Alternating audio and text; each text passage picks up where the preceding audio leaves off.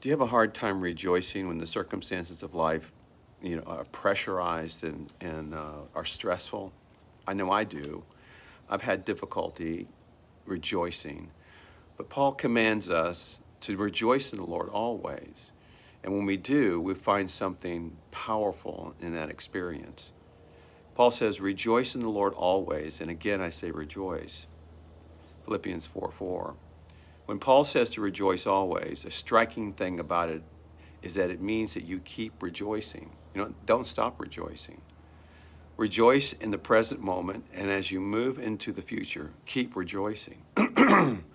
Paul doesn't say to rejoice sometimes or only when things are going well, but always, in all circumstances, no matter what's happening, rejoice. And why would he say this? What's going on?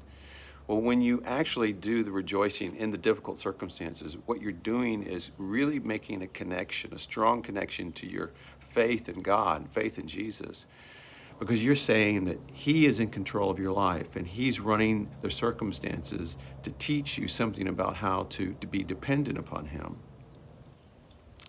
And Jack says, this rejoicing may seem impossible at times, but remember, belief and joy go together. If you believe that what you're doing is, as you rejoice, you're believing in Jesus. As Peter says, though you have not seen him, we haven't seen Jesus physically, you believe in him and are filled with an inexpressible joy. It's against this backdrop that the Apostle Paul sets his command to rejoice in the Lord. You can only rejoice in the Lord through faith that you put in Jesus.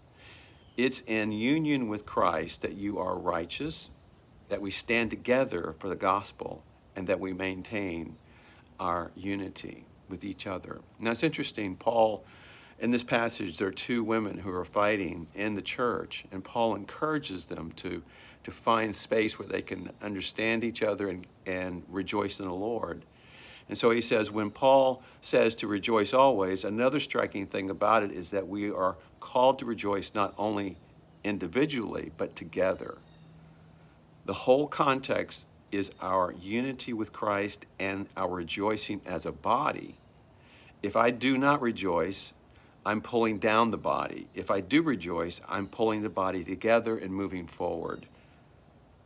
You won't get the depth of the command until you see that that's something that happens together in your relationship with others. So pursue this concept of rejoicing in the Lord.